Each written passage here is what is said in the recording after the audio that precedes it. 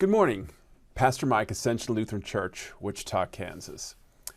I did not post a video last week. I took a few days of vacation after officiating a wedding at a distant location.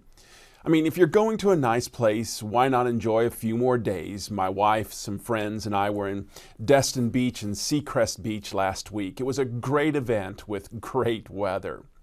Now, before my grandmother went to heaven, we took time to sketch out the family tree. We wanted an accurate picture of who begat whom, how all those old photos we found before moving her into skilled nursing fit together to make one giant family portrait.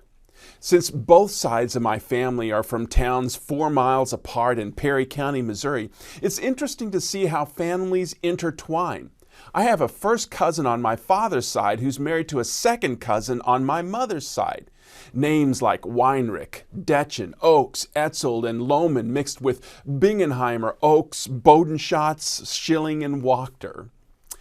This was all before internet sites, before you could enter a name, click a button, and up pops a generation map.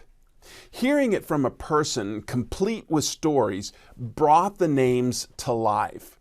How this World War I photo of 2 brothers went with that set of parents. How the somber wedding party photo hanging in the basement includes my grandmother, who was a tow-headed flower girl. The black-clad couple?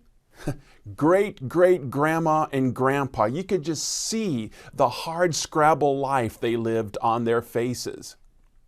People give birth to people. You're only here because of someone else. So too in the family of God. The Bible author St. Paul writes often of Timothy that he is a true son in the faith, even though they were not related at all. Numerous times Paul refers to Timothy with deep relationship words. I have no one else like him, says Paul. As a son with his father, he has served me in the work of the gospel. Heart words. Words we typically use for offspring for which we would sacrifice ourselves.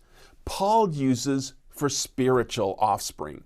A young man who joined Paul in a lifelong ministry, a young man into which Paul poured his energy, his care, tutoring him, making him his life's work, a young man who would become Paul's protege. Who played a role like that with you? Who played a role in raising you spiritually? For me, it was my father along with a few other professors. For you, perhaps it was one of your parents fulfilling the God-commanded duty of raising up children in the faith, a command many parents today are neglecting. Perhaps it was one of your relatives, a school friend, a co-worker, a neighbor. Who shared the good news of Jesus with you so the Holy Spirit could birth you into God's family?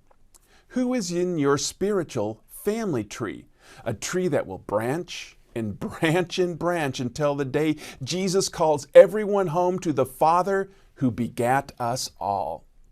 God's kingdom grows as God's people share Jesus, who He is, what He did, what He's promised and secured for all who belong to His family. You're in God's family because someone told you about Jesus. Who's your son or daughter in the faith? Because you did the same. May your day be blessed.